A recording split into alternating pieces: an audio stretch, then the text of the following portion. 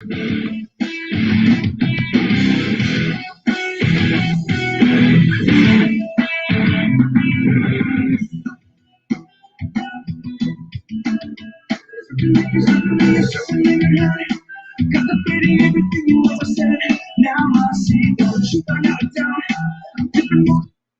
we are headstrong here at the Ask Us Sports Podcast. I'm here with my man Andrew Viggy Betts, Vigilati, and then my man Kembo J Slice, Ken Mahoney. How we doing today, boys? You having a good weekend? Relaxing weekend. Yes. Yeah. Thank you, Shane. Who writes your puns, dude? Those are fire. Thanks, man. That's my dad joke every week. I like to do something with the. It's good stuff. Yeah. That's what Shane does every weekend. He just studies which puns and which intros to lead us off with. It gets us off on the right foot, though. Yeah. I try to get off on a little chuckle. Well, tonight we're going to be talking about the Suns, Bucks, Team USA. Of course, we're going to have our Viggy Betts segment. We've got some cool MLB stuff coming up. Obviously, we definitely are going to bring the fantasy heat. And then, of course, Ken and Andy's favorite area of the show, the Ask Around segment, which is definitely Viggy's favorite part. And, of course, we finish it off with some Ken's Collectible Corner. Always good to know what ECBC's up to and what's hot and what's not in the card industry. But tonight we're going to lead off with the Suns Bucks. Game 6 tonight. Do or die for the Suns. Chris Paul and Devin Booker have to show up. We were talking before show. Viggy, what's your interesting stat of the night? Well, my interesting stat is in favor of the Milwaukee Bucks. The Scott Foster, who is the lead referee for tonight's game, and Chris Paul connection, and it's not good for Chris Paul. 0-12 for Chris Paul and his respective teams when Scott Foster is the lead referee. So I took that to the Vegas bank, and I put all my chips in one of my sportsbook accounts on Bucks -5. You heard it first, Bucks -5. Ken, you feeling the same? Do you think there's no chance for the Suns? Yeah, I think the Bucks have kind of done what they did against Atlanta a little bit and starting slow in the series and then really picking up steam and not really slowing down. It's really it's a metaphor for Giannis when he plays basketball. Once he starts going, he really doesn't stop, and you can't stop him.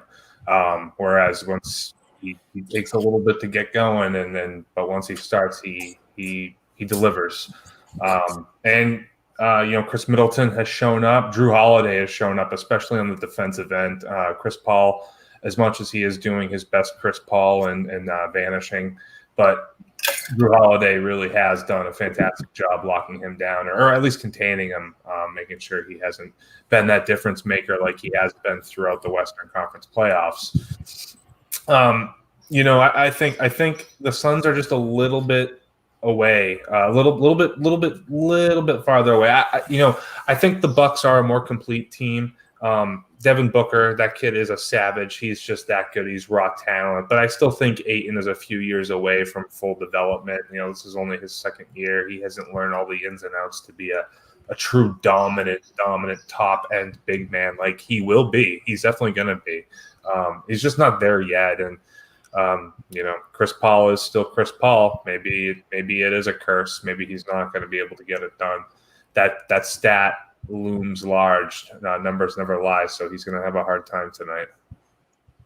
Mark my words, tonight's the night that the Suns win, and then that carries the momentum into Game 7. Devin Booker and Chris Paul are going to combine for 80 points tonight. Mark my words. A bet somewhere? Should I take that? Should I take that bet and still cash the Bucks? I should take that bet and cash the Bucks -5 and see if I can get. That's Sugar Shane's lock of the night. Is they're going to have 80 points, and they're going to win. They're going to take it to Game 7, and in Game 7 they're going to win again. Giannis is going to choke. Chris Middleton is going to completely disappear in these last 2 games. You can mark my words. That's what's going to happen. What's up? Yeah, based on what? Like Cam Johnson? Based on the Chris Middleton fact. You haven't seen that wheel of Chris Middleton? I've seen the wheel of Chris Paul.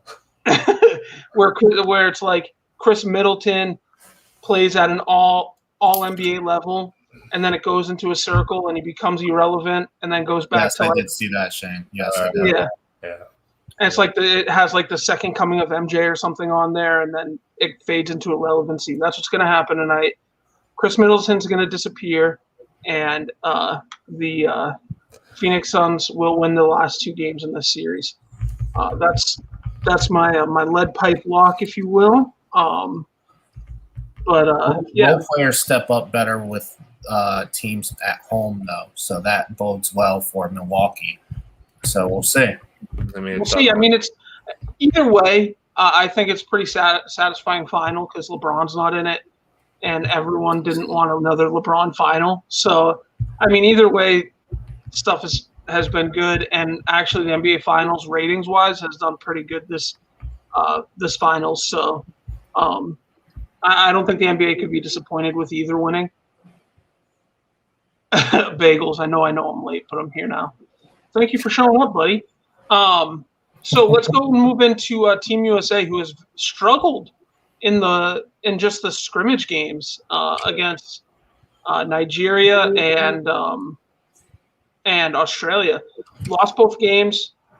The team doesn't look great. Kevin Love ended up backing out, and there was one other player that backed out. I can't remember who it was. Well, Bradley Beal and Zach Beal and Zach LaVine are placed in COVID-19 protocols. Zach LaVine as of yesterday, so it's kind of a perfect storm for everybody. I think Beal backed out because Keldon Johnson. He might have because he had the COVID or was exposed to COVID. I think COVID-19 is the great equalizer for this Olympics for basketball, because I just think, based on the last 2 years with the NBA and the shortened seasons and kind of the wacky schedules that we've had, the bubble last year and everything, I just think people are kind of fatigued. I think a lot of the stars are kind of fatigued and just want a break. And I just don't see the heart that we usually would see. So, I mean, obviously they've played with lack of heart, but Ken, you've got to be excited about JaVale McGee and Keldon Johnson taking over for Bradley Beal and Kevin Love, right? Those two perennial All-Stars. At least they identified that they didn't have a center on the roster. But honestly, I don't know if I agree with Andy that it's really, I think, a testament to, they just played a full season. The 2 seasons were very close together. Now you're jumping right into these Olympic Games. I don't think their heart's in it. I think they want a break from basketball, and they haven't really had one in about 2 years. So I think that's really taking its toll on a lot of these guys, including like Jason Tatum and Kevin Durant. And I'm pretty sure there's a couple players that are in this NBA Finals group, like Devin Booker. Would Devin Booker or Giannis be on the team potentially that aren't obviously there for obvious reasons? Yeah. And in terms of the field, the team they're putting out there on the court, they have a roster construction problem. They don't have any facilitators on the floor. I mean, they could have benefited from a Ja Morant, Trae Young, a Ball brother, even. I'm actually surprised they didn't get Morant for this team. I know. You got Durant. Durant's the best pure scorer of this generation. You have Damian Lillard and Bradley Beal, score first guards. Tatum, Levine, Booker, those guys have scoring in their DNA. And Bam, I think, is the tallest guy on the floor. And what's he, like 6'8", 6'9"? Yeah. Like Draymond Green, Kevin Love, these aren't like they could have used a Jared Allen, for example, who I think. How did they not get Cat? That's my big question. Is how do you not get the best center in the NBA? But I even think like you could have gotten Jared Allen from where's he now, Cleveland or something, or even Jaren Jackson. Like, why are we still inviting Kevin Love back? He's been a bum for 3 years. Well, I know Karl Anthony Towns. We've heard his stories about COVID and all his relatives and his mother sadly dying of COVID and everything. So I don't think he wants to be anywhere near there. See, I thought they would have benefited from getting Jaren Jackson, who looked pretty good when he came back from injury, and he was out for most of the year, so he really did have an offseason per se. So he was pretty fresh. I thought they could have benefited from him. That was another he's 7 foot, so I mean that would have at least been a little more height. Yep, they got all these middle three positions locked down, and they negated the two outside, the two outermost ones, the 1 and 5, and it's. I think they don't have point guards, but they need somebody who's going to facilitate. I think I'm most interested in seeing how Tatum and Durant play on the floor together. I think that could be a potential like Tatum Durant team up in the NBA eventually. Like you said, I think Durant uses this playoff to figure out who he's going to bring to his next team. Yeah. Tatum, Beal, and Durant almost seems like too obvious to me, which I hope doesn't happen because it's gross. Could you imagine a Ja Morant, KD, Tatum meetup? Do you think that would be better? As long as it's here in Boston, but I don't see KD ever coming to Boston. Yeah, I mean that's fair. But either way, I think the U.S. men's team probably doesn't win gold this year. If I had to go out on a limb and just guess, I think it's going to end up. That Nigeria team actually looks pretty good, and Australia seems pretty strong too. I really like Matisse Thybulle, and I think he's gonna be a big X factor on their team and show why the Sixers should feel comfortable in trading Simmons, because I think he'll slide right in and provide that defense that Simmons provides. But moving on, let's jump into some biggie bets. Andy, what do we got? What do we got on top? Appreciate it, Shane. Yeah, coming off the All-Star break, I took an extended vacation. Yes, I'm allowed to take a vacation. Just in case y'all were talking about that. Came back on Sunday. Yesterday was a great day. No doubt about it, winning 4 of my 6 plays today. Kind of off to a rocky start, but I will say this. I hope y'all tailed me. I kind of put it out there late, not an official play, but more of a fun play. Matt Olson homer with a Oakland A's win. So pairing them two together at plus 400 got the job done. Matt Olson homered in the 4th inning. I want to kind of give you an idea how great Matt Olson is in day games specifically. So keep this in mind when you're watching Matt Olson or when you're seeing the Oakland A's play another day game, okay? So he's played in 38 day games, including today. Matt Olson, who is to me an MVP candidate in this league, hits 385 now with 15 homers and 36 RBIs in day games. It's unreal how his bat just comes alive in the Oakland sun, if you will, kind of the twilight of the afternoon for Oakland, whether it's, day games here in, Eastern time or in, obviously in Oakland. So he just comes alive when the sun shines. So keep that in mind as you look at Oakland A's games later on in the season, whether you're looking at a potential YRFI or a homer prop or a hit prop or something like that. Matt Olson is your guy. And coming into this game, in day games, his OPS is over 1,200. So really an amazing stat for Matt Olson. So cashing that plus 400 bet with that was pretty awesome today. It probably will save me. Hopefully we have this YRFI starting up in St. Louis, the Cubs and the Cardinals. Trevor Williams versus Johan Oviedo should be hopefully a meatball fest for the YRFI. So hopefully we can end on a good note as we move forward into the season. A new bet I introduced for the nation, for Vicky Nation this past week once I came back. First team to score, quickly becoming one of my favorite bets. Really how I look for the first team to score, and it didn't work out tonight, sadly.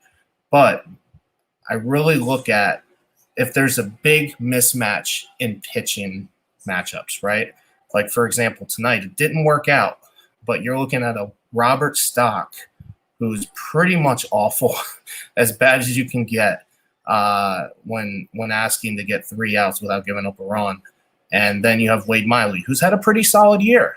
But unfortunately, Pete Alonso took him deep. And the Reds ended up scoring in the 1st inning. Jonathan India hit a homer. But those are the kind of bets. That's kind of what I'm looking for when placing a first team to score bet. It worked out last night with the Indians and the Astros.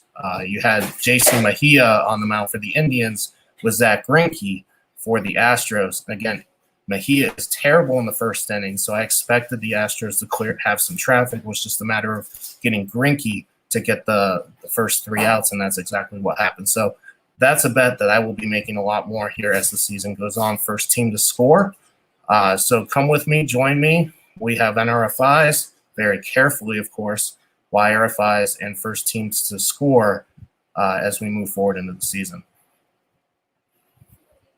I love it. I love it. Make sure you're tailing Viggy. He's good stuff. He knows what he's doing, and he usually hits a lot of his bets. He's had his low points, but I mean everyone that bets does. But overall, he's positive on the season. Everyone that does it every day is going to encounter some low periods, but you just gotta keep the grind.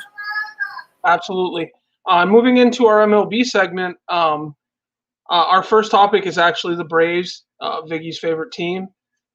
And it was going to be with Acuna out for the season, do we see the Braves looking to make a splash?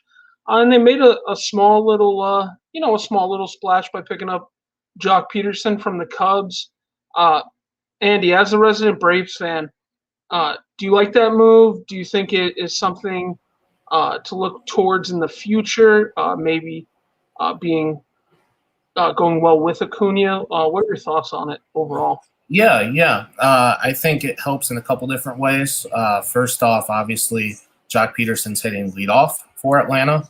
So that obviously he's not going to replace the production of Ronald Acuna long term, but it's better than Adrianza or Abraham Almonte or something to that effect, which was what was happening kind of in the interim. And you got to also think, well, the Braves coming into this game are only 4.5 games back of the Mets, who are struggling right now, frankly, having a bad series in Pittsburgh, getting swept by the Pirates, or almost getting swept by the Pirates, I should say. So the Mets are in no way going to run away with this division. So the Braves, as bad as they have been or more inconsistent that they've been this year, still have a chance. And the Braves front office kind of took that in stride and made a deal for Jock Peterson to kind of give a thump back in the lineup. I also think it could help next year. He does have an option that the Braves could pick him up and pair him with Acuna in the outfield if Marcell Ozuna's legal issues curtail his ability to play moving forward. And that gives the Braves another option moving into next year if they don't have Marcell Ozuna. So we'll see if they pick up the option. So far in a short time in Atlanta, Jock Peterson has a 1255 OPS, 400 batting average with a homer and 4 RBIs. He does have a hit so far in tonight's game for the Braves. So he has been a thump. He has been a strong presence so far in the Braves lineup. So I do like to pick up a lot. Ken, do you think Jock Peterson pairs well with Acuna when Acuna's back?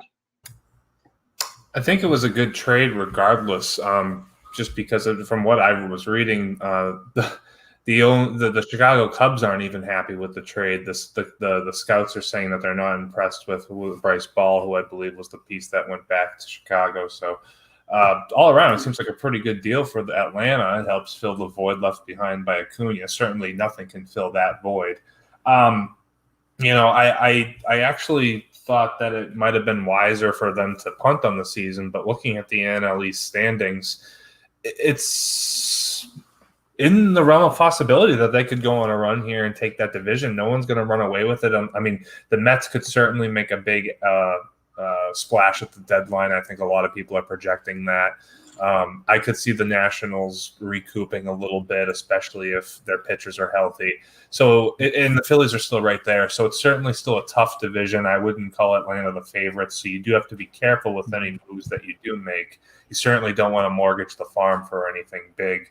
But if you're trading anything that isn't Young or Freddie Freeman, I think you could consider it. I mean, you have – I'd consider shopping a guy like a Drew Smyly or a Charlie Morton or a Shane Green if the price is right, but not – I wouldn't be like jumping out of my chair to do it, so to speak. To me, with the core that the Atlanta Braves have built between Acuna and Albies and Riley and and soon to be Pache, if I'm pronouncing his name correctly. They kind of remind me of that next wave of what the Houston Astros were when all that talent came together at the right time and they had those couple of World Series appearances. That's kind of how I see the Braves going. So I would sort of want them to, hold the line and stay the course and understand that what happened to Acuna is devastating and unfortunate, but he will be back and I'm sure just as good as he was when he left. And the pitching just has to develop a little bit more. I think at some point, to use the Houston Astros comp, they might go out and find their own Garrett Cole or Justin Verlander or Zach Greinke or any combination of the two to go with that already blossoming, formidable lineup. It's a very bright future for Atlanta. Just I'm not sold on it being this year, and that's why I wouldn't make a big splash personally.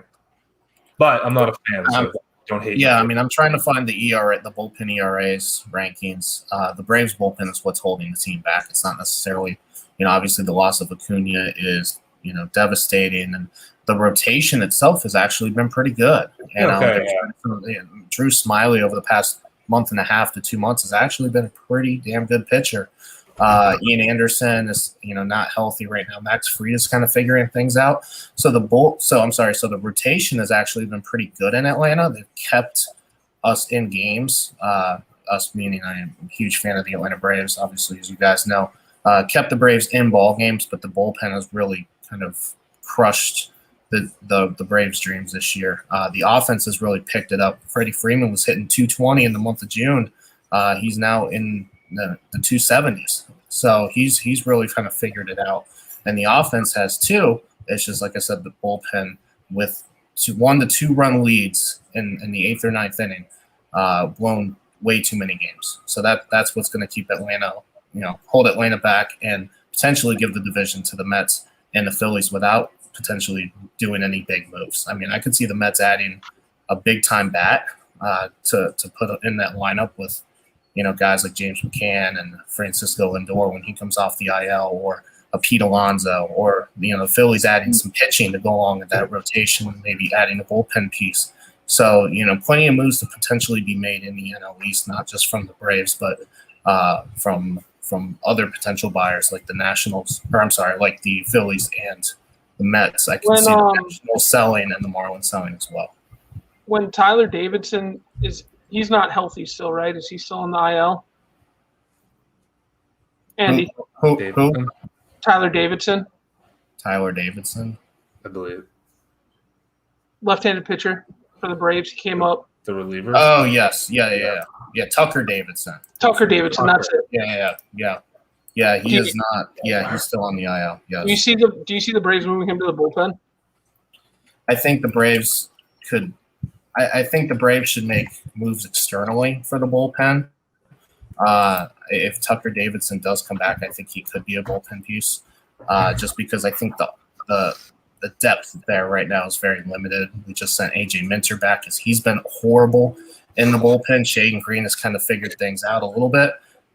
So yeah, it's just been kind of a dumpster fire all around. Will Smith, the closer in San Francisco, who was awesome there, has not really been what we were hoping for between last year and this year. It's just been kind of a juggle for the Braves and sometimes a dumpster fire for the bullpen. Yeah, absolutely. And I do want to bring up the genius of Kembo J. Slice up there. We play in a fantasy baseball league. His team was hitting a rough spot, and he made a big trade for a superstar that was playing super down. And he has resurrected himself and actually has put together pretty good, summer months so far, and that's Juan Soto. Ken, did you pretty much figure that Juan Soto was going to get back on track? And did you think he was going to get back on track to this level? Yeah, the Shane trade, the Shane trade, the trade Shane is alluding to was what was it? It was along the lines of my Bellinger and Albies for his Soto. And at the time, I regretted it a little bit. I had thought that I had overpaid, but now I'm feeling really good about it because, Soto, going into the year, Soto was a top 3 pick. It was Soto, Tatis, and Acuna, and then the rest of everybody else. And I kind of just I don't know why. He's just that type of guy. Anytime you want to get a talent like that, I figure go for it. So I traded Bellinger. I still had regrets about drafting Bellinger where I did in the second round because I still think he can't hit a lefty. Albies is a stud. No denying that. So I do regret not having him on my team anymore. But I got Kenley Jensen in the deal too, so I have some nice bullpen help. It was a great trade. No, absolutely. It was an amazing trade. And I'm pulling up Soto's stats, and 5 homers in his last 4 games entering tonight since the All-Star break. We've always made the argument of the home run derby kind of messing with the person's swing. I think Soto had 12 homers coming into the All-Star break and to the home run derby. You can make an argument that home run derby actually kind of helped him, kind of made him figure out timing or just gotten some confidence instilled in him. He's been on fire since then. So before the home run derby and before the All-Star break, he was hitting 281. Yep. He's hitting 301 now. So solid average still. Really good. The power was down, and that's kind of been the slugging was down, so to say, and that's really kind of made a huge impact on him, positively. Yeah, he's back. He's definitely back. Soto's back, and he's back with a vengeance, and you love to see it. And I just had to dote on Ken a little. I always say I'm a genius, but that was a great move, and could make his team a player in our league that we're in. So I hope so. But moving forward, Ken, I have a question for you. Tim Anderson, the White Sox shortstop. Do you think he gets overlooked because he plays on the White Sox? Do you think if he played on a Yankees or a big market team that he would get a little more praise for being as good as he actually is? So actually, this is it segues nicely into a take that is not good for baseball. But I don't know if it's a White Sox thing because I think Xander Bogaerts has the same problem and he plays for a big market team. But there is a thing. It's just not a White Sox thing in my opinion. He's certainly underrated. I mean, he doesn't get that same publicity like Bogaerts does because they aren't sexy. And what do I mean by sexy? It's like, chicks dig the long ball type of thing. They do everything well, extraordinarily well. But they don't do the long ball like, a Shohei Ohtani or dating back to the years where everybody wanted to see the big name home run guys. That was what sold. Home runs sold. The long ball sold. MLB wants to pay the batter, or these teams want to pay the batter with the launch angles that 220 and have 25 home runs, and they don't want to pay the guy who bats 280 with 12 home runs. And I think that's probably not good for baseball because I think guys like Tim Anderson, Xander Bogaerts, he's got 8 home runs and an 805 OPS. His average is, 315 or so. He's a potential batting champ guy. Certainly not even going to be considered amongst voters for the All-Star game and things like that. He doesn't even, I think, get the praise he should be getting from fantasy realms. And those people typically know a lot more than the casual fan. These guys are fantastic athletes and fantastic ball players. I mean, let's to give you an extreme comparison, would if Mike Trout was hitting 60 home runs every year, would the publicity for MLB be different in the public eye? I don't know, maybe. Definitely. I'm a big Tim Anderson believer. He's almost got a 3 WAR this season. He's, to your credit, he's got 8 home. Well, I think he's got 9 homers. He's hitting 314, 14 stolen bases. So he's on pace for a 2020 season, possibly a 2030 season. And hitting 315, like you said, could potentially be a batting champ. He plays amazing defense. In my opinion, he's the reason the White Sox are so good. He's the heart of that team. I just think he doesn't get the credit he deserves. I am a big Tim Anderson supporter. Andy, Tim Anderson, what are your thoughts? He's an NRFI killer. That's what I think. No, I mean, Tim Anderson is like you said, the catalyst for the Chicago White Sox. The key to meandering your way around the White Sox lineup and avoiding huge messes is to keep Anderson off base. If you put Anderson on, he's pretty much at second base, just giving up a single because he's a huge stolen base threat, and he's got a lot of speed as well. So putting Moncada in the lineup right after him, and Jose Abreu is daunting for pitchers. So he really now you got Eloy coming back too. Yeah, he stirs the drink of the White Sox offense for sure. Do you think Anderson could potentially be an MVP candidate this season, or you don't think he's got the numbers? I don't know if he's going to be an MVP candidate because, like you guys talked about, he's very underrated. But I don't think he's underrated. I don't think he's underrated from a player, peer. Like his peers know he's great. But from the casual fan, I believe he's very underrated. He's one of the best, if not the best, shortstop in the game. He doesn't stand a chance against Ohtani and Vlad, let's be honest. But I did forget about Ohtani too. I shouldn't forget about Ohtani. That guy's a monster. Yeah. Who would be in the conversation other than Ohtani is Vlad. Is really what the conversation is at this point. So Ken, let's talk about Joey Gallo and where Joey Gallo could end up. I'm really believing there was a report out today, Ken Rosenthal from The Athletic, that an NL West team is panting. You read the same potentially? Yes, we did, and that is the San Diego Padres. Just think if AJ Preller and co made a move to get Joey Gallo on the Padres to team up with Fernando, to team up with Manny Machado and Will Myers and company, and the Eric Hosmer in that lineup. It would just be unbelievable what that lineup could look like. Joey Gallo hitting .230 with 24 homers on the season, putting him in that lineup. In Texas, he's still, he's always been kind of a feast or famine guy, but still can hit you 40 bombs no matter where, no matter where he plays. And, in that lineup, not nearly being as good in Texas as it would be in San Diego, putting him in that lineup in San Diego with those boppers would be huge, I think, for the Padres, who are in a dogfight with the Dodgers and the Giants in the National League West. Yeah, I think that's right on. I think the Padres are the perfect destination for him. He is a slugger. He's a slugger that would fit perfectly right in that middle of that lineup, batting behind Machado and he wouldn't bat behind himself, but batting behind Machado and Tatis, and then wherever Hosmer ends up slotting in there. But I think they're certainly going to be one of the front runners, one of the players, and I think they're going to be able to offer more than the Yankees, who I think could also be interested. But what are they going to offer, like Luke Voigt or something? The Yankees.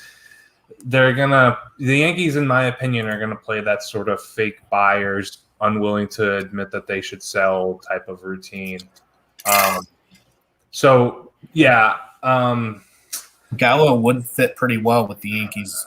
That right field. It's right just George. Imagine that group of mashers with Stanton and Judge and Gallo. That is. It's always imagining it because it never seems to come to fruition in terms of their full potential just coming together.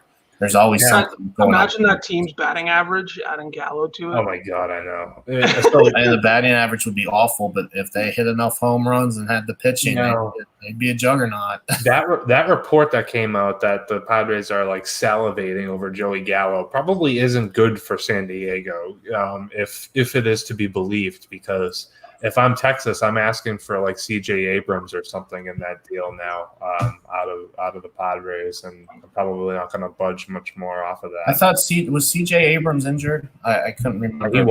He was. Yeah. I'm a big C.J. Abrams fan. I know he's blocked obviously by Fernando, but man, I'd love to see him up with the Padres. I think he's going to be an excellent player. He broke his leg, so it's going to be a while before we see him anywhere. We're talking about Joey Gallo joining the outfield, potentially in San Diego. I think there has to be at least one major league player traded in that deal. I could see a guy like Trent Grisham going the other way in a deal, because really, who's going? You're going to have a logjam there in the outfield between a guy like Tommy Pham and who's very good in the leadoff spot for them. And then you have, And will play. Will Myers in the outfield. Yeah, Myers will play. Yeah. So Grisham's probably that odd man out, but you're probably right. Grisham's having a solid year, 11 homers. He would be an attractive piece going back that maybe relieves some of the pressure to include a top prospect like Abrams. But I don't know. We'll see. To me, I kind of liken Joey Gallo to like a souped up Hunter Renfroe for them, like just a better pure hitter, obviously not without the elite defense that Renfroe has, but or the cannon arm, should I say? But that's kind of how I've always viewed Gallo. He'd fit in there that same type of way, batting fifth and sixth, just launching bombs. Now, Andy, you did say you could imagine Gallo in Yankee Stadium. Real quick to get off topic. Do you think Ohtani would be a better fit in Yankee Stadium? Man, I think we saw it from a hitting standpoint. It would be fun to watch him as a left-handed hitter hit balls over the right field porch in Yankee Stadium. And you talk about him being a 40 home run guy, at least a 40 home run guy. He could be a 60 home run guy this year for the Angels, let alone what he could do for the Yankees. I mean, playing 81 games at Yankee Stadium and that short right field porch. I mean, who knows how many homers he could hit. I don't know about the pitching angle. He seemed to struggle for the Angels against the Yankees pitching in New York, but maybe that's just a one-off start. But that's the only start we've seen thus far. When will Ohtani get paid? 2024? Yeah, 2024. Sounds about right, yeah. I don't know if I see him going East Coast. I think he probably stays on the West Coast. I think you see the Dodgers, Mariners, and Angels, and probably the Padres go crazy. I mean, obviously the Yankees are going to be there. The Yankees, by 2024, you'll probably see Ohtani be the first. If he continues $1 million this year, be the first, $1 billion contract or $750,000 man. Would you guys, as Boston Red Sox fans, be a little concerned about signing a guy like Ohtani because of how sometimes free agents – Boston is almost similar to New York, where not necessarily them in the market, but the pressure of going to play for a team like the Red Sox. Carl Crawford succumbed to that pretty quickly. Pablo Sandoval, kind of the same thing. If you guys signed Ohtani, how do you think he would fare in Boston? I think that's kind of why the Bloom deal is so interesting, because that's not his MO to go and sign guys like that, and that's what we've done for so long. I think I'd be terrified just in that world, because I'd just imagine Dice K all over again. Dice K, yeah. And I would just be terrified. Unless we're signing Ohtani to be strictly the DH and not pitch, I think I'd be okay with that. I think the later we get in his career, I think we're talking more about him hitting than pitching. That'll be interesting to see how that develops for sure, because he's the type, he might command more money if he's not going out there every fifth day and batting. It might kind of nudge a team in the right direction for that extra couple mil. That's a great point. Great point. Yeah, I think that's the long-term strategy for sure for him. So moving into NFL, Ken, you're a big Patrick Mahomes guy, right? So he's all right. So there was a quote by Patrick Mahomes. He was responding to a fan that told him to watch out for Justin Herbert this year. And Patrick Mahomes says he'll believe it when he sees it. Are we looking at possibly a new rivalry being in the AFC West?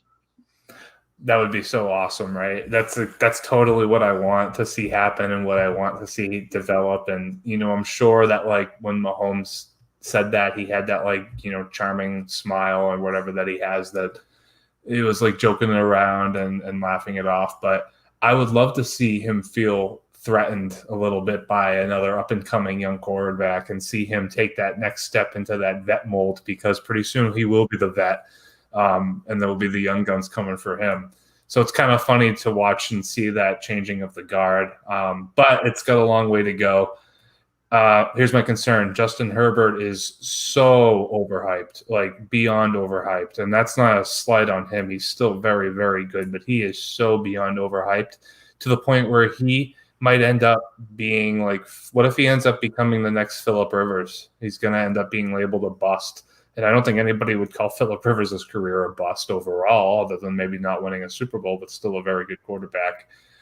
It's not that crazy of an argument to think that he could go down a similar trajectory if the Chargers don't change their winning atmosphere, so to speak.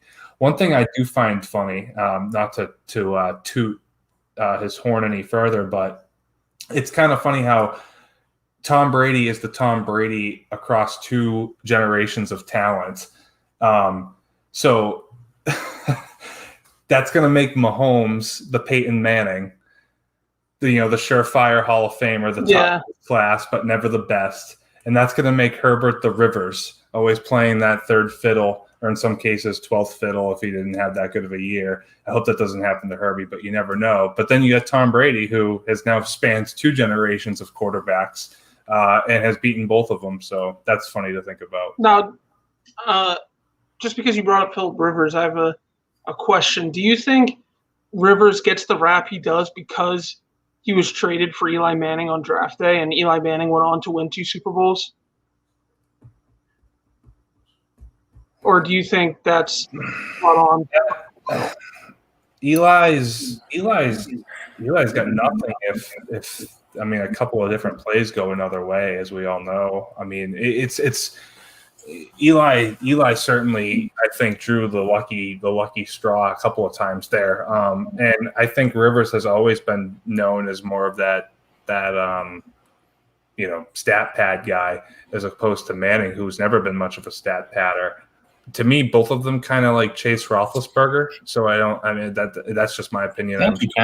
I'm sure Vig agrees with me, but I think in terms of like Brady being the GOAT and Manning obviously being that sort of comparing the draft class itself. Yes. Yeah, to me the real third guy after Brady and Manning of the generation is Roethlisberger. I can definitely agree with that. I know Manning won twice as well, so you could make the argument, but to me, I think it's crazy to look at how many good quarterbacks came out in that short, 5-year span in the 2000s. From 2000 to 2005, you've got Brady. I know Manning came at the end of the 90s, but you've got Brady, you've got Manning, you've got the other Manning, you've got Rivers, you've got Roethlisberger, you've got Rodgers, you've got Breeze. So, I mean, all of those quarterbacks that came out in that short span, and it still goes back to Brady every time, is just crazy to me. That just speaks, leaps and bounds on how good Brady is. And like Ken said, it spans into a second generation. You've got Mahomes, you've got Lamar, Deshaun Watson before, he went all Deshaun Watson. You've got all these good quarterbacks, and Brady's still the top tier, which is crazy to me. Is that kind of crazy to you, Andy?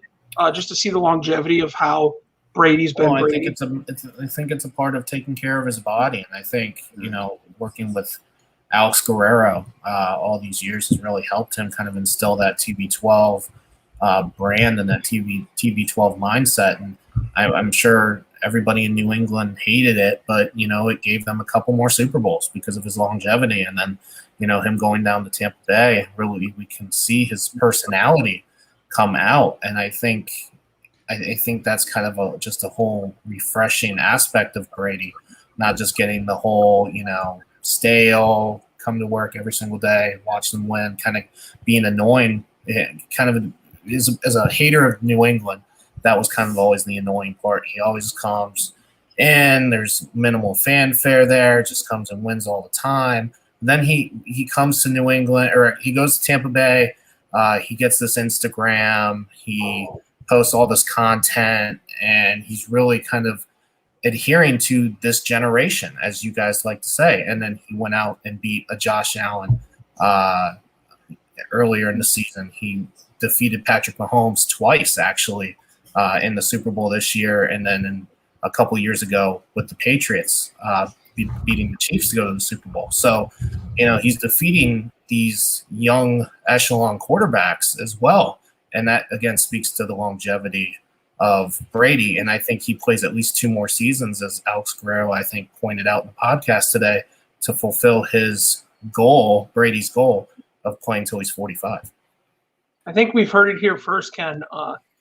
Viggy is a Brady fan now. No, I'm not.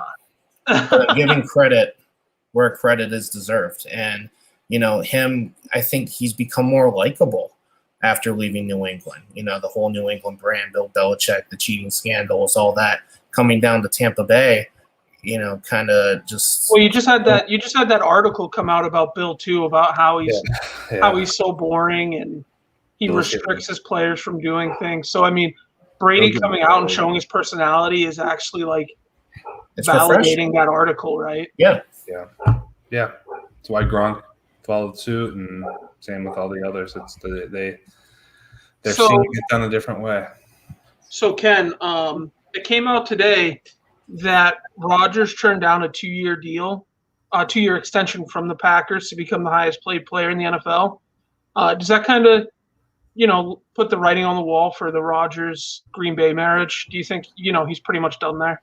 So what are they going to do? Because they got to make a decision, and it seems like they're just playing this eternal game of chicken. I'm not going to sign anything. Well, we're not going to trade you anywhere. And at some point, somebody's either going to have to not play football or show up somewhere. I said, I think last week that I think they're going to get their first look at a Jordan Love-led offense, and I don't think it's going to be very pretty, which will put the pressure on Green Bay management staff to get Aaron Rodgers back in the building. But if the writing's on the wall, the writing's on the wall. And I think I only think of a couple of teams that are even going to entertain trading for Aaron Rodgers, and that would probably be first and foremost the Denver Broncos. But it's I'm sure Denver is going to be willing to get something done if Green Bay comes calling. But when is Green Bay going to mail this one in? I don't know. They're just going to. Does Rodgers get paid if he doesn't show up? They can't keep this forever. A good friend of mine on Twitter brought me. I'm not going to say who it is right now because if he's right, I will let you guys know who it is and give him the credit. But a good friend of mine on Twitter DM'd me today and said, I think I know what's going to happen with Rodgers. And I said, do you have a source? I said, no, he doesn't have a source, but he's got a strong hunch. And he believes because he turned down this deal, reportedly 2 years, whatever million it was, extension that would tie him up for the next 5 years, he's potentially looking at retiring. And retiring very soon. I bet and retiring as of this training camp. I like that call. Because again, it's showing that it's not about the money. That's one thing. Go ahead. Go again. No, please. No, you're right. You're absolutely right. Yeah, no, again, I won't take credit for it if that's the case. And selfishly, I don't want that to happen because in my dynasty league, Aaron Rodgers is my QB1, so I don't want to see that happening. But I think it's a strong indicator turning down that 2-year contract. And I think the 2-year contract will be there. The extension will be there if he wants to take it. But seeing that we've seen this offseason, jeopardy, him vacationing during, mandatory or not mandatory mini camps, rookie mini camps or whatever, when he could have been training or with the team. He's just in a different zone right now. Aaron's just in his own world, and I don't think he cares one bit. And I'm not so sure he's mentally ready to play this season. And I think retirement is a huge possibility. I love that take. I think I kind of just sort of overlooked it, assuming he was going to come back, but it's right there, man. It is right there. Did you see him during that golf tournament? He looked all scraggly. He doesn't look like he's lifted a weight all off season. I'm sorry. Yeah. It just goes along with what I have been saying this whole time, in that he looks like he doesn't want to play football anymore. Before Ask Us Sports was even a thing, we did our little special show on a colleague's podcast, and the one thing I said was, I think he wants to be the Jeopardy guy. And I think if he retires, that is exactly what that means. He wants to be that Jeopardy guy. Maybe not Jeopardy per se, but he wants. But he'll host a game show of some sort. He wants to live that. He'll do what Dwayne Wade's doing. Isn't Dwayne Wade hosting a game show right now? Dwayne Wade's hosting some awful game show. Yeah, but he's ready. He's ready for that lavish John Cena lifestyle, and he's done with the ring, so to speak. See, I think I think you're right about the retirement, Andrew. That's like Ken said. That's a good call. But I think if Denver makes a strong offer and a strong pitch to the Aaron Rodgers camp, I think he would play for Denver. But I do not think he will play for Green Bay, and I've been saying that the whole time. He needs that motivation to play, though, and if he doesn't have want to be, what if his mind's made up? He doesn't seem like the type of guy who's going to do anything except what he wants. Or he'll retire until someone, like you said, trades for him, or Shane trades for him, whether it be a Denver or who else. Who are the worst football team? Other than Denver, who's the worst quarterback situations in the NFL? Maybe Washington. Washington, but I feel like they want to try. Would be the best situation. I wouldn't call that the worst, but it's certainly not. It's certainly. I think what Ken means by worst is like what would the best situation for Rodgers? Because Rodgers isn't going to go to a non-playoff team, right? Right. So what's the worst non-playoff team quarterback situation? If you put Aaron Rodgers on the Washington football team, it's other than, like I said, Tampa Bay potentially, it would be very. This is kind of a favorite. This is kind of my monologue. I'm looking at you guys in the camera. This is my monologue for all of those people that have always said Rodgers is better than Brady and Rodgers deserves to be number one on the list above Brady for top quarterbacks in the NFL. You're full of shit. You're idiots. You're dumbasses. Get your head out of the sand. Get your head out of your asshole. He's nowhere near Brady level. Nowhere near. Brady's up here. Rodgers is down here somewhere, hanging out with Breeze, hanging out with all those other schmucks. He might be staring at Breeze. I don't know. And I thought that was the reason our show was rated as. Well, I hate those dumb fucks that always say Rodgers is better than Brady. He's above. Fuck you. Brady is in a light years away from Rodgers. Light years. And they always say that. And Rodgers only won one fucking Super Bowl. I don't think he's got it in him. I don't think he has that winner's mentality. I'm not a fan. No, I don't think so. I think he had it last year to prove his point. They lost in the NFC title. And here's a comparison between. Here's the only thing that, as a quarterback in this league, that Brady and Rodgers have in common is that they're from California. And you have two different mindsets of that California surfer kind of mentality, where, laid back mentality that Rodgers has. But Brady, being from San Francisco and, in that area, he's complete opposite. Well, you also got to remember Brady was a 6th-round pick. So he's got that fire to prove himself. Rodgers was a 1st-round pick, sat behind Favre, sure. But he knew he was eventually going to take over in Green Bay. He knew that they weren't going to stick with Favre forever. Favre was towards the end of his career, pre-penis pictures. And, it just happens that way. Rodgers has been handed everything. Brady had to work for everything. Brady's the GOAT. Rodgers is a bitch.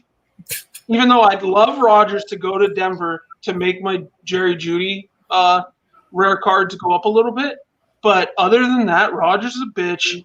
He's nowhere. He's not even Peyton level. Peyton's above him. And they would put Rodgers above Peyton, which is crazy to me. Just simply crazy that Rodgers could be over someone that's got more Super Bowls. And the argument was always, well, Brady's defense won him a couple championships. Of course Brady's defense was good. At the beginning, Bill didn't let Brady loose. Brady was a dink and dunk passer, and then they eventually grew to what he is now, to an all-pro quarterback that he's all-world, really. We're no longer a kid-friendly show. I just think they're morons. I mean, that's my soapbox. Is I literally hate those people that put Rodgers above Brady. I'm sure you feel the same way, Ken.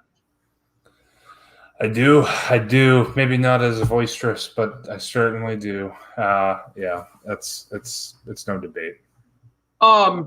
So Andy had to step away for a second. So Ken, let me ask you: do you think Trevor Lawrence has an outside shot of being a top 5 fantasy quarterback this year?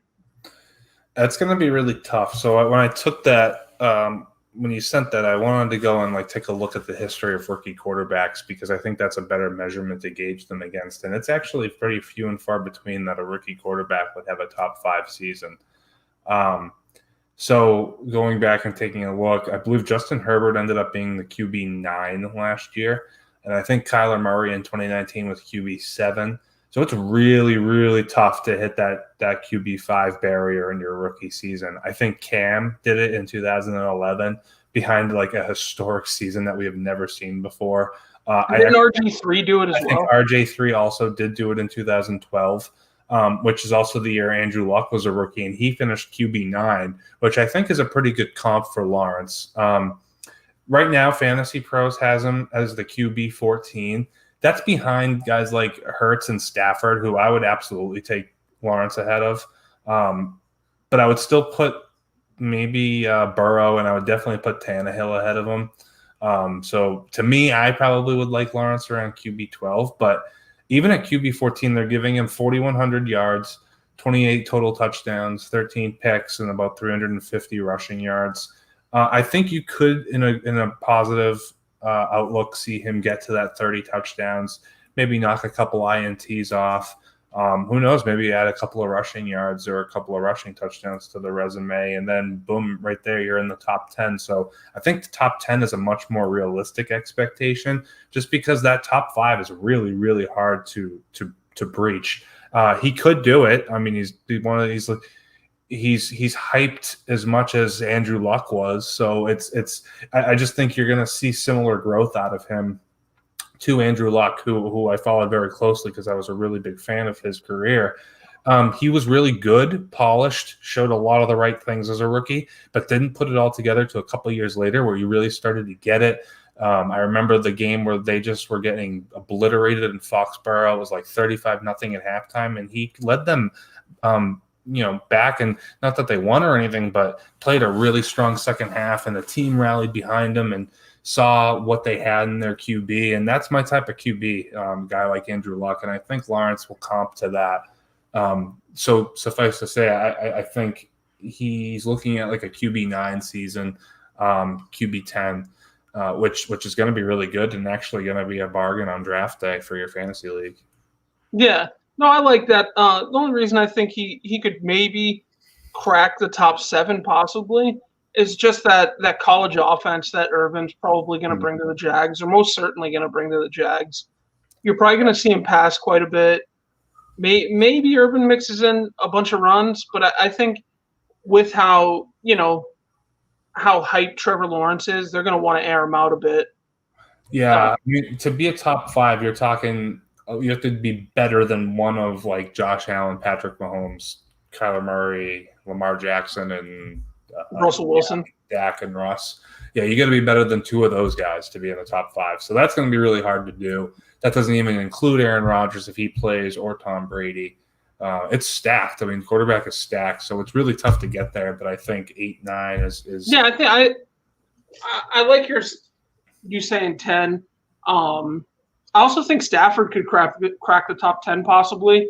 It's going to be a lot harder without Cam Akers. And who knows who's going to fill that role. I saw some people talk about the Rams maybe talking to AP and bringing him in, which is yikes. Oh my God, I don't think Gurley's signed yet either. So I could definitely. Gurley just signed with the Ravens, actually. Oh, he did? Maybe I heard wrong. I don't know. That would be so gross if Gurley signed with the Ravens. That would be so gross. I might be wrong on that, actually. I might have been duped on that. Double check.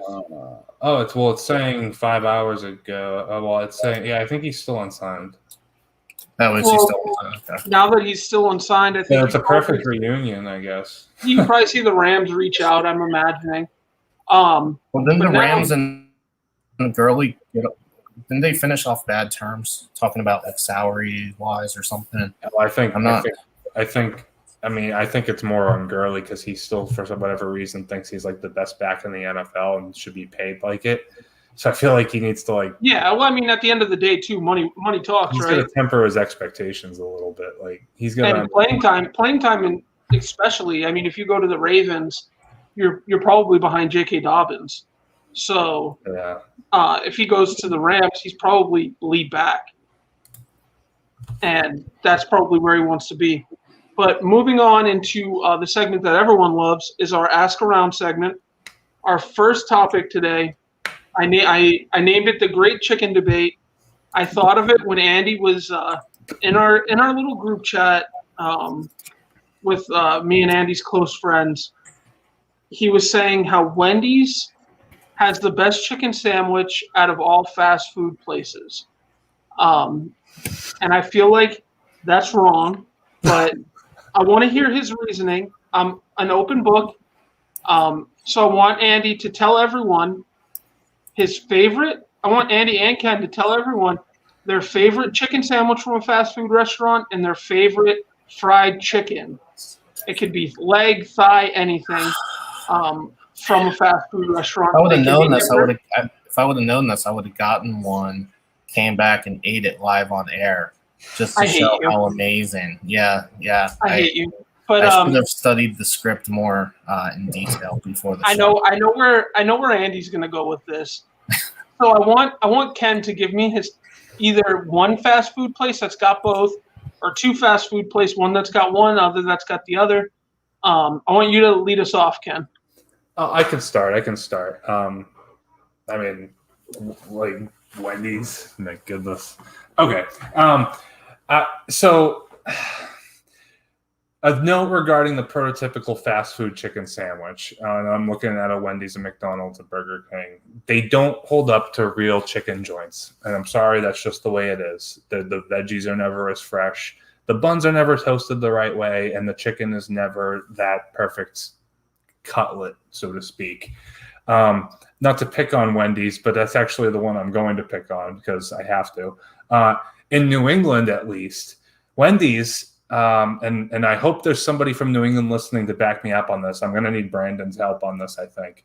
Wendy's has a notorious mayonnaise problem in New England. Like a notorious mayonnaise problem. Like Wendy's has so much mayonnaise in stock and they ship it all to New England and they say use 3 times the normal amount on this sandwich. That's what happens whenever you go to Wendy's in New England. It doesn't matter if it's a burger or it's a chicken sandwich. There is more mayo than meat every single time. It's disgusting, frankly. So the Wendy's chicken sandwich is out. It's out. Between the 3, McDonald's, Burger King, and Wendy's, I've actually heard rumblings. I haven't tried it myself, that the new BK one is very good. I have yet to try it. I cannot confirm nor deny that. The McChicken has taken a startling downward turn over the years. So you're better off just avoiding the whole thing and looking for a local fast food place. I guess you could substitute that in for a place that specializes in chicken. That would be like a Chick-fil-A, who I'm sure most people are familiar with and probably would say has the better chicken sandwich compared to Wendy's. But, Chick-fil-A, they're only winning the American Customer Satisfaction Survey every single year. They won it, I think it was actually 7 years in a row. Popeyes is the alternative to Chick-fil-A, and Popeyes also has their own claim to fame because, as Shane said, this is not just an argument about the sandwich. You can also get the opposite, the fried chicken or the boneless at Popeyes. And you really have to be hit or miss. Frankly, in my area, there's a Popeyes on the highway on the way to Maine. It's disgusting. Don't go there. But if you're going to go to a good Popeyes, maybe in the city, good stuff. They have a chicken sandwich. I don't know if you've heard of it. It was literally the hottest thing over the last summer, and you couldn't buy it anywhere, and you still pretty much can't. So, yeah, I mean, all of these are all better than the fast food places, but there's actually one place, and it's local to my hometown, and it's growing in popularity, and they're spanning to other places, and that is called Flip the Bird. That is what it is called. It is Flip the Bird, and it is, bar none, the best chicken sandwich that I have ever had, and I hear the same thing all around. It's not you cannot compare a fast food sandwich to this sandwich. This place is legit. The fresh chicken cutlet, it's toasted. It's got the bun is toasted. They have their own special relish. I believe it's a Southern style pickled relish that you can take or leave if you're not a big fan, but I personally am a big fan. They also have, I think, 4 or 5 different spices to their chicken. You have the OG, which of course is the standard generic chicken sandwich. You have your I believe it's called the Nashville Hot is the next one up. That's got that southern kick. I know Shane's a big Tennessee guy. Maybe he'd try that one out. But then you got the other ones that get even hotter, the Cajun and the other stuff that I actually can't even dabble with. And I'm a guy who likes spicy food. So they definitely do that southern hot chicken sandwich look. And if Shane ever does come up to Massachusetts, or you, Viggy, that is the one place I would 100% take you to get a chicken sandwich. It's not even a question. And anybody from this area would agree with me. Andy, I see you shaking your head. The floor is yours, Andrew. So here's my problem with that argument, Ken. And you said it's close to your home or it's local to you. It's hard to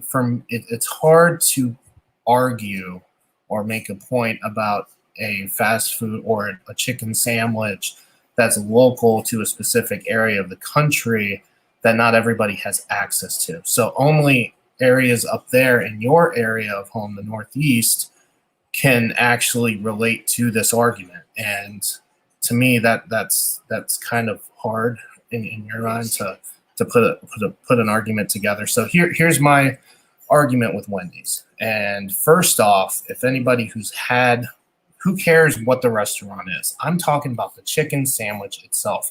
Doesn't matter if it's from Wendy's, doesn't matter if it's from McDonald's or Burger King or wherever. Wendy's chicken, or I'll tell you this sandwich specifically. It's the Wendy's Asiago Ranch Chicken Club, and it's got to be the home style.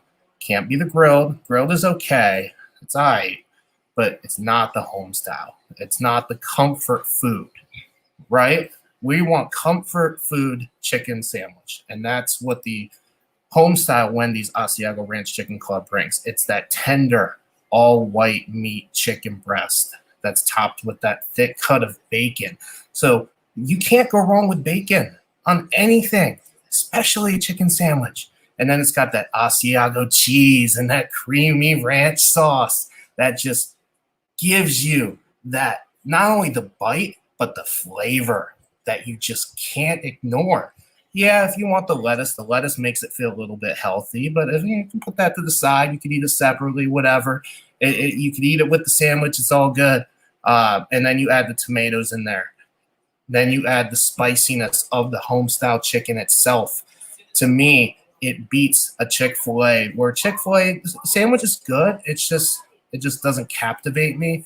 I don't feel like I'm getting enough chicken, right? I think the thing with Popeyes that I do like about it is that the piece of chicken is huge, but huge doesn't always make it better. Huge doesn't always make the chicken sandwich great. It's good, but it's not great like Wendy's. So, and also I'll give you some stats about the nutrition facts of it. Wendy's is actually a little bit healthier than Popeyes in terms of calories. 70 calories less than Popeyes. It's 11 grams of fat less than Popeyes. So not only are you getting the bite, the spice, the flavor, but you're also getting a bit more healthier of a choice than Popeyes. So for me, it's all about Wendy's, baby. Give it to me all day.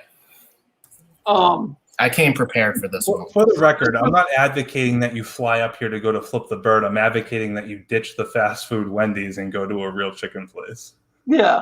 So that was the most interesting ask around we've ever had.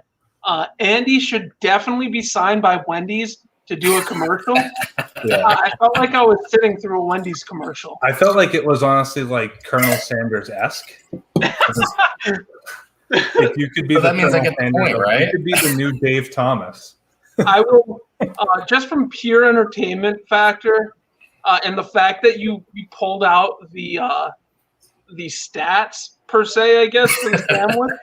I'm still not going to eat a Wendy's chicken sandwich because it's gross. I just think you went it was just pure funny, and I'll give you that. You've got your moments. You're not the funniest guy, but you've got your moments, and that was hilarious to me. I'm talking to people who eat fish sticks and think they eat seafood. I'm not that bad. Just I'm not that bad. Flight to go to Flip the Bird with Ken. So I'll be happy to try it with you, Ken.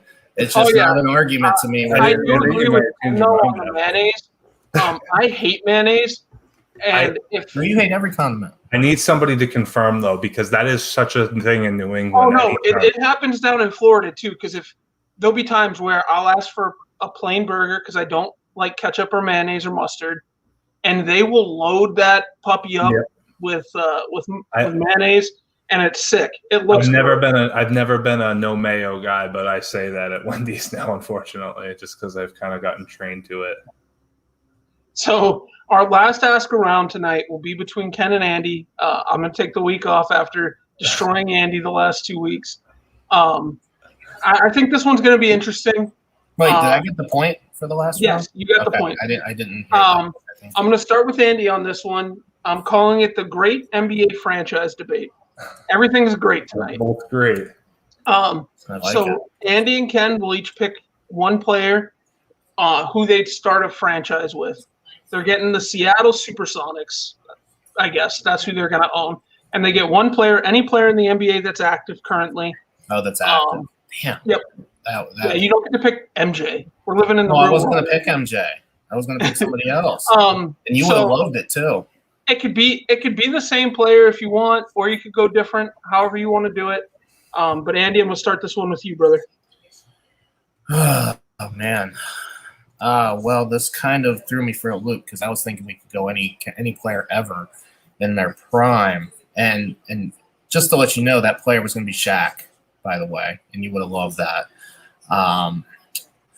Now I've got to think a little bit more. Yeah, you can't pander to the judges. Yeah. Well, obviously I didn't pander last round with Wendy's. So, okay. Any player right now, are they in their prime, or is it like based on this season where they are? It could be in their prime. It could be any player currently in their prime. It could be any player currently in their prime. I mean, obviously, other than going with the LeBron James, right? You know, that's too easy. I've got to go here. I've got to go with a guy that can be injury prone, but if he's not injury prone, to me, he's definitely the biggest force in this league, and I think should win MVP. That's Joel Embiid. Joel Embiid is who I would pick personally, other than, LeBron James, of course. But we've seen Embiid really kind of blossom under Doc Rivers this year, right? He was the first time we could consider Joel Embiid as the MVP guy. And his points per game went up by 5.5 points, went from 23 to 28.5, still averaged 10.5 rebounds per game. We just really saw him blossom and carry the Philadelphia 76ers to we nearly saw them carry them to the NBA Finals. And had they gotten past the second round, that would have happened. Obviously, they had trouble with the Atlanta Hawks. But just from an individual player who I want to build around, who I want to see the first player picked with the team, for me, you have the 7. Let's see, he's 7 feet tall, right? He can shoot the 3. He's great defensively. I guess I'm a center guy. I guess, if I can't have Shaq, give me the force that Joel Embiid can be.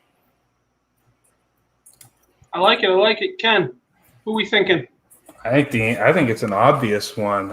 As much as I want to go with my boy Jason Tatum, I think you have to build around Luka Doncic, don't you? I mean, to me, he's that next generation guy, that triple-double machine. He almost got to average a triple-double over his career for his first 3 years. What does he have? I think he's at 25.7 points per game is the last I saw. He's around 8 or 9 rebounds per game, 7 or 8 assists per game. He's stealing a game. He's got to steal a game. Averages a block every 2, I think. This is the type of guy that takes over every game that he's in, not just sometimes, not just when he's asked to, but basically every game he's in. He is the facilitator, the scorer, the rebounder, the defender. He's everything, and he makes guys around him. Certain guys around him better. He doesn't always mesh with certain superstar talent, but that's the same can be said for just about every star in today's day. not everybody's going to mesh with everybody, but I think when you find that perfect recipe for him, you have yourself a perennial top 5 Hall of Fame lock. I think Dirk Nowitzki actually came out and said like the other day that Luka is better now than Dirk ever was in his prime. He said that about Luka himself. So that's quite a testament, in my opinion. I saw that Luka is already the odds-on favorite to win the NBA MVP next year at plus 400, which honestly, that's not good odds, plus 400 to put that money on the MVP. That means they're expecting huge steps forward in year 4. New coach, new system, Luka's team. That's the biggest thing. This is now going to be Luka Doncic's Dallas Mavericks team. And I think that's a smart move by Mark Cuban. And I think it's going to bode well for them as long as they fill it with the right talent around them. This is a guy who he can find the open man. He can draw contact. He can dish. He can score. He can rebound. He's an elite rebounder for his size. I mean, last year, 8.0 rebounds per game last year, 9.4 the year before. That's incredible for a guy who mostly plays point guard. That's something, I mean, that's like Russell Westbrook-esque from his prime. So to me, assuming that you can formulate the right kind of team around him, the one guy that you would want to build with is Luka, because in my mind, the sky is the limit. We've just only started to see the cusp. He still has room in his game to grow. You know, he can improve his 3-point shot a little bit. I don't think he's shot over 35% from 3. So if he can start to work on that, or maybe work on his inside game a little more, which are all things that I'm sure that he can work on because the intangibles are there. I just don't think there's anybody better or anybody that can lead a team quite like him. Couple more stats I want to just bring in right about Joel Embiid right before we finish. Career highs in field goal percentage this season, free throw percentage, free throws attempted. It's just, for me, you know, there's not many. There's a lot more Luka Doncic's, in my opinion, going around. Those kind of star players, guys that can shoot the 3, guys can stack, you know, the stat triple double machines. There's not many guys 7 foot that can average nearly 30 and 10 in the league and be an MVP candidate. So for me, I think he's more of the unique type of player than, you know, I love Doncic. I love the pick, but I just think there's more of a unique factor with Embiid than. So it was two good picks. I respect both. I like the steps that Joel Embiid took forward, and I like what Luka Doncic brings to the table.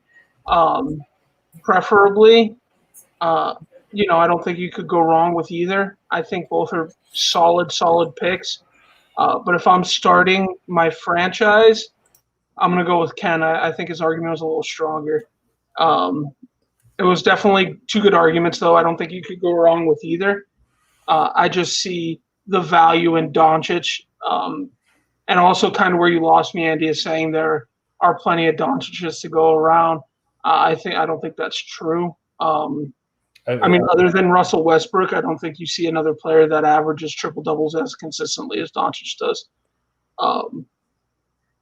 And we've seen what Westbrook can do. He can definitely get a team to the finals if he's got the help. So, well, yeah, I like that the best.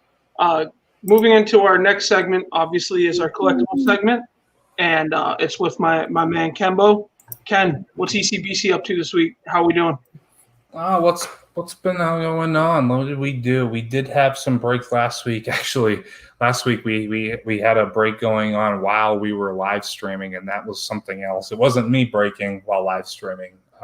Ask Us Sports. That would be insane and probably crazy, but maybe something we could try someday. That might be fun.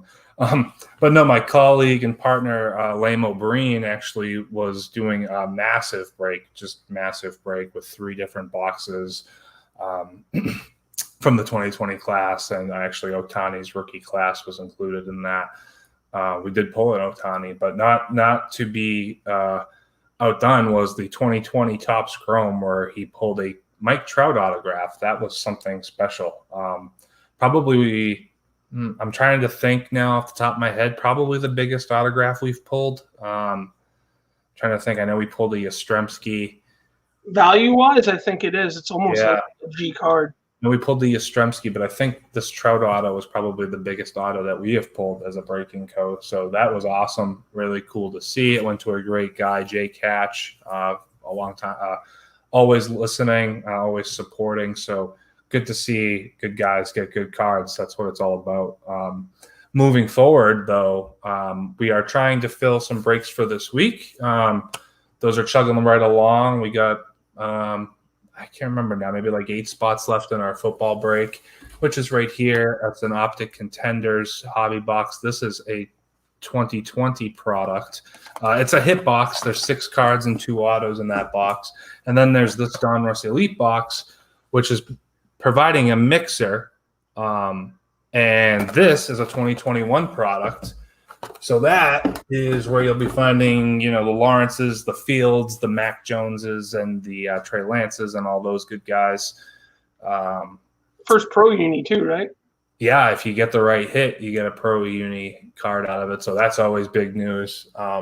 But yeah, that's what we're filling. We have about 8 teams left. Actually, the Jaguars are one of them. That's kind of surprising. Hopefully, we'll get those filled in the next couple of days. Get that break before the end of the week, since I actually might be heading up north for the weekend. I'd love to do this by Friday, but ideally Wednesday or Thursday. We'll see how it goes. Probably Thursday at this point. And then baseball, Gypsy Queen 2021. That is also filling $40, $42, 3-team draft. Great deal. 4 autos, all of them on card, plus many other hits. And the rookies, of course, Brian Hayes. I actually think Kalenic is in here as an insert, or actually, no, I don't know what it is, but it's some sort of parallel for Kalenic. He kind of like squished his way in there, even though the full rookie isn't in the class yet. Brian Hayes, Alec Baum. I was scrolling Twitter today and I saw a cool 101 Freddie Freeman patch auto that was pulled. It looked sick. Yeah. So yeah, I kind of like it. It's like sort of unique. It gives me like that sort of old school down south bayou vibe, Gypsy Queen, so to speak. So yeah, that's what's coming up next. Hopefully we'll get those filled in time for before the weekend. But if anybody's interested, let me know. We got plenty of spots. We'll hook you up. So in Elite, Ken, I've been seeing a lot of dual autos pulled. Just yesterday, I posted in the Discord a Trevor Lawrence, Zach Wilson pen pal dual auto. Yeah, I've seen a lot of the dual pen pals. How much would you, as the breaker, be sweating having to random that off at the end? I've been a part of that. One guy's going to leave disappointed. I've been a part of that on the winning end. I've not been a part of that on the losing end. I was a part of the Tatis Vlad Guerrero dual auto draw when I had the Toronto Blue Jays, and they won the draw. So it was a rejoicing. It was a party at that day. But it's never comfortable to do that. You hate to do it. Someone's going to be disappointed. It'd be awesome if you could just cut the card in half and have it double its value, or cut the value in half and give everybody their card. Unfortunately, it doesn't work that way. The dual autos are a part of it, and they do get randomized, and somebody does end up inevitably getting snubbed from that. There's been some crazy situations. You do see those like 6-card dual autos where you have 6 teams in the random. Those are always fun. And then you have to sort of set certain guidelines. Some people will do it where if there's 3 autos and somebody owns 2 of the teams, they by law have majority ownership of that card. Others do it where they have a 2 out of 3 chance of winning the random. I don't actually think we've ever been put in that position, but I feel like I would prefer to go with they have a 2 out of 3 chance to win the card and at least give the guy a shot at it. But yeah, I guess cross that bridge when we come to it, I guess. There was another cool one I saw just scrolling eBay, trying to see what other dual autos were in it. And Trevor Lawrence, Travis Etienne was another one that I thought was cool. Obviously, that's a full Jaguars dual auto. But I thought that was cool. I mean, Elite has some good stuff. I'm thinking I'm probably gonna talk to you about the Jags. I may enter for the Jags. I haven't decided yet, but because I'm surprised they're still there. I feel like that box might have some magic. And I forget who else was left too. I've got it right in front of me. I can tell you. Although it's interesting too, because I mean, you never know. You could make that money back from a Chenault auto in the contenders box also. Yeah. It looks like you've got the Bills, Packers, Texans, Chiefs, Saints, Giants, Jets, Seahawks. So you've got 1, 2, 3, 4, 5, 6, 7, 8, 9. Okay, so that's Jordan Love's there. You got the Chiefs there. Yeah, you've got some really good. You've got some really good stuff. You've got the chance at a nice patty. The Texans, Nico Collins, in the elite box, a pen pal. The Buffalo Bills have some stuff, some Gabe Davis. And the Jets are still there, so Zach Wilson is still hanging out, I think. Zach Wilson. Elite's got a lot of cool parallels too, that are really, really neat. So I think you really can't go wrong. I've seen some really awesome stuff just from scrolling around looking at stuff. Giants have Kadarius Toney. That's a $10. I've gotten a few of those from that one break I was with you that I had. You did get some of them. I remember that. Yeah. So you've got a chance at some awesome stuff. There's a lot of good. I mean, there's a couple teams that have kind of like the dual chasers. Those actually got claimed. Like you got Tua and Jalen Waddle. You got Burrow. I think honestly the Jags probably have the most value because you're going to see a lot of Trevor Lawrence come out of this, whether it's parallels or autos. You got him, and then you got because he's got more than just the pen pal autos. He's got quite a few different auto variations. And then you have ETN in there as well, and you have Chenault in last year's set. 2020 box, yeah. So I think you make your money back. When does this break? I'm sorry if I missed that. Well, it's going to break when we fill, but I do want to do it by Thursday. That's what my goal is anyway. If we have to do it Friday, we'll push through. We'll persevere. But give me the Jaguars. Give me the Jaguars. Oh, big money. Wow, and he cuts me. Yeah, you had your chance, man. Hey, I saw how much it was. I'm thinking, that could be a bargain. Could be. You never know. I think it is. I was thinking it was going to be. Most of the teams work based off of the way I priced it. I tried to get it so every team needs one hit to make the money back, and I think I did that and more. I mean, like if you get a Lawrence hit, that's going to obliterate the $60. Kind of like the. Like if the Chargers. Well, I was looking at prices last night. So the way Ken should have checked Discord. What happened? What happened? I'm looking right now. I don't know. Oh man, that's awkward, huh? What happened? Somebody take the Jaguars. No. No, Bagels was gonna RAK them to Shane. Oh, Bagels, I appreciate you. You don't have to do that. Bagels is the man. Bagels is always looking out. He was gonna RAK him to Shane just because Shane was tinkering with the idea. That's sweet of you. I'm still thinking about getting in now that the Jets are there. I didn't even realize they were still there. I'm probably gonna grab them. Hoping that there's a dual pen pal auto with Trevor Lawrence, and I can cuck Andy getting it. Imagine that. That would be Ask Us Sports Gold for years to come. Oh my God, that would be. But so Andy, in the elite box, there are those pen pal autos, and there's different rarities, right? So different colored inks for each auto. Some inks are red, some inks are blue, some inks are black. The super short print ink is purple. Oh wow, Bagels just racked me the Jets. Okay. I appreciate you, Bagels. I'll get you back in another break because I love you. You mean a lot to me. But yeah, so that's what you want to look out for in that. Real quick before we sign off, I want to talk to Ken about the National. The National is in less than, I think it's a week or 9 days that it starts. There is an Instagram. It got announced. There is an Instagram trade night. Are you going to participate in that, or at least take a look at it?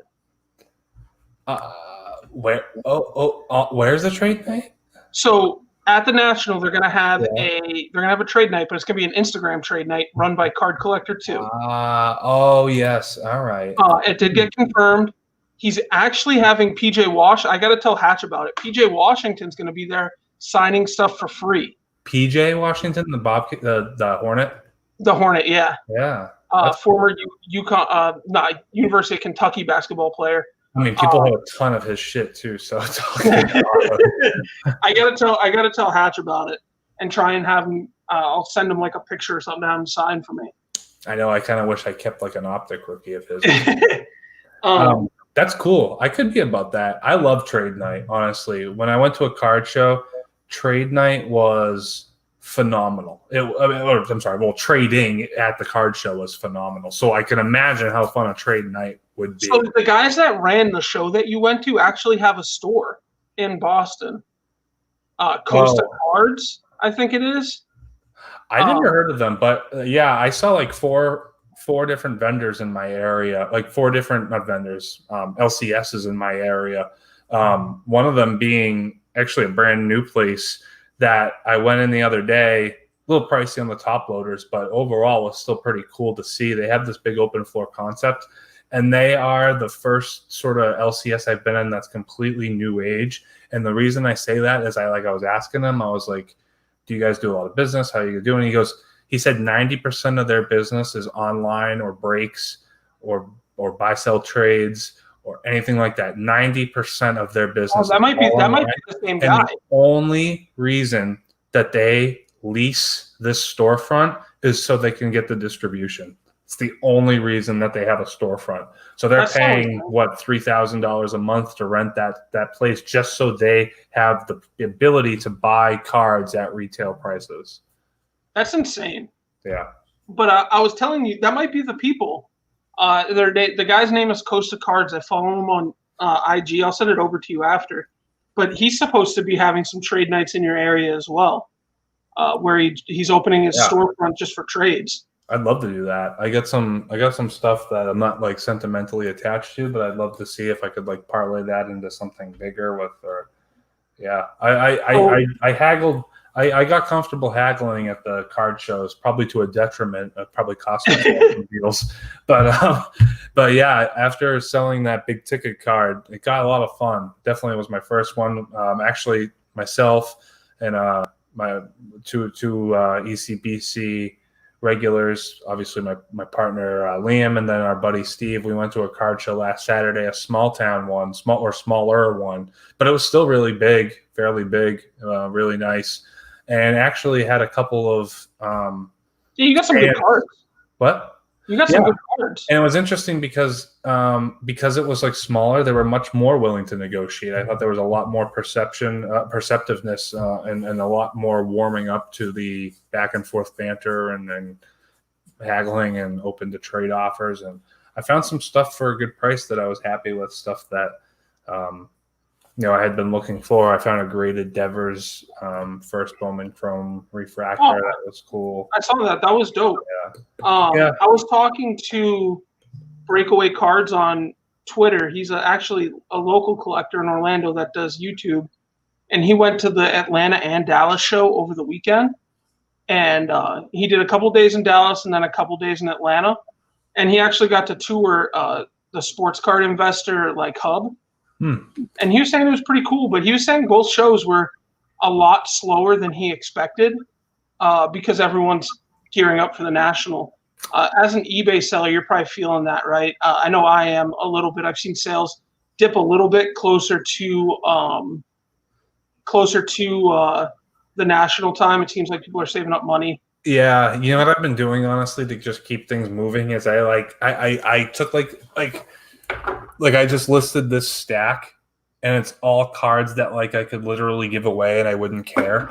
So when they end up selling for I don't know, $2, Yeah, there's some labor involved. Yeah, I got to get them shipped out. But at the same time, it kind of boosts the volume and the numbers. So if you're trying to get like top rated seller or anything like that, I'm kind of treating it as a sacrifice to where I'm making a couple of bucks and I'm also getting my volume up to try. Like some guy's going to get there's I listed Vlad Guerrero gold label numbered to 150 on eBay. I think it's going to sell for like $4 or $5, which is under comps, but I really don't care that much. I'm kind of like taking the sum of all the parts is greater than the whole type of thing. So, yeah, definitely. So that's gonna be it for us tonight, guys. We've had a great show as always. Had some great banter between Viggy and Ken and myself. We talked about Aaron Rodgers being a bitch. How great Wendy's chicken Asiago chicken sandwich is. Andy became a spokesperson for Wendy's tonight. It is a good sandwich. It's good. Yeah. Wendy's, if you're listening, give us a sponsor. Ken will eat your mayonnaise filled sandwiches on. I know they're not giving us a sponsor after I said that. I want to say thank you to Bagels for being amazing as always. I appreciate the rack. Thank you. Bagels. I've got you on the next break 100%. Ken, tell us where we can find you, brother. Same as always. Get that QR code in case you're a scanner. East Coast Breaking Co. There we are. That's us. That's the logo. On Twitter, we are at EC Breaking Co. That's EC Breaking CO. That's where you'll find me mostly. Floating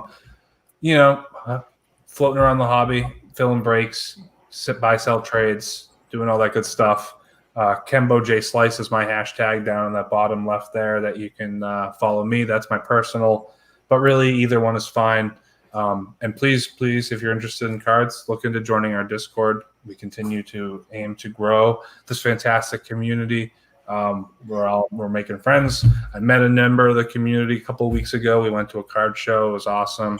I hope to meet more of you guys. But yeah, let's keep growing this. Let's have some fun. Viggy Betts, tell everyone where they can unfollow you at. Viggy Betts on Twitter. Yeah, we'll have a lot to talk about next week.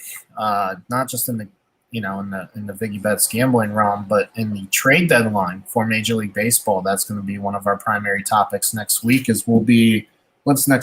Tuesday's the 27th, so it'll be our last show. Yeah, it'll be our last show before the trade deadline. So I'll be talking about that a little bit and see how that affects the NRFI, YRFI, first team to score, just gambling as a whole.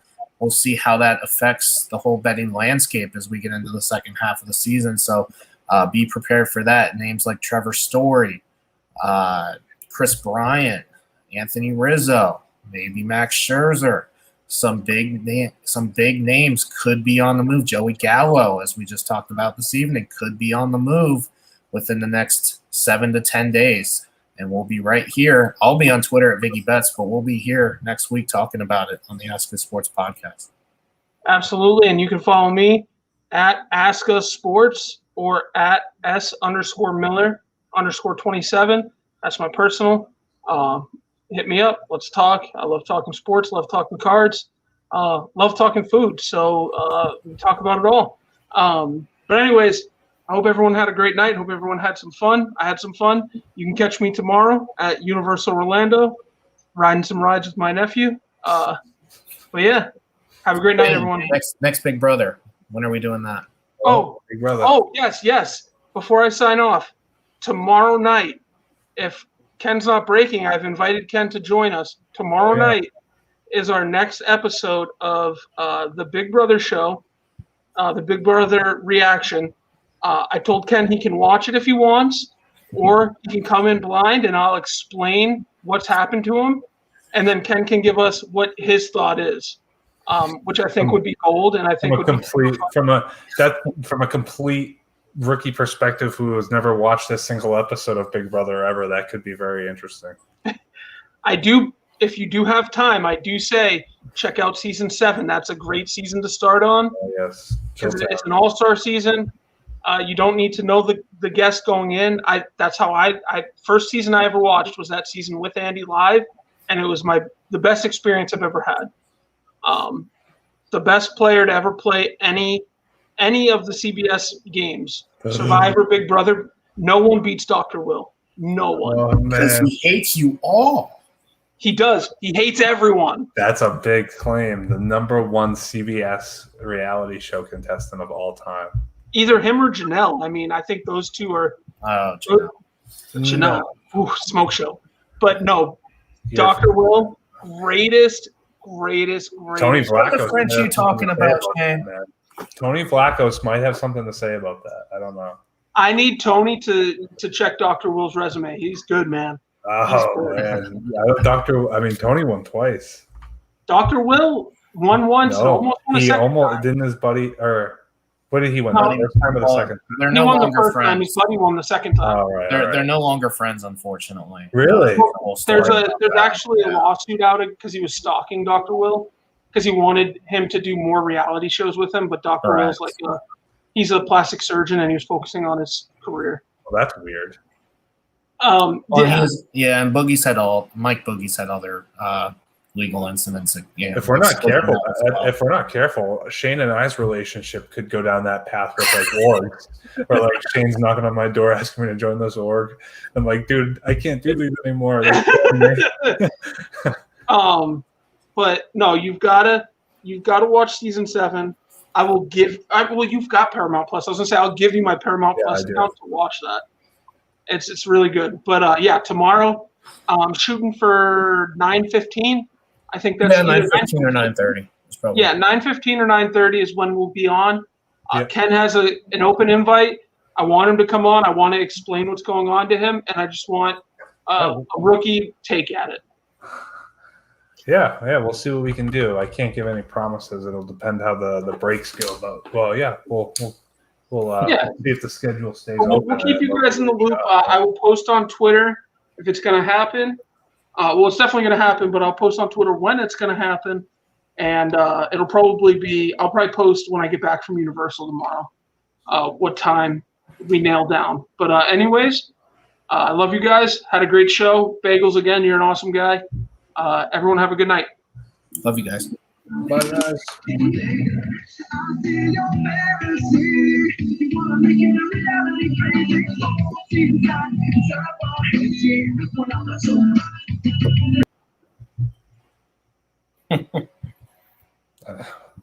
I think we're still live. We are still live.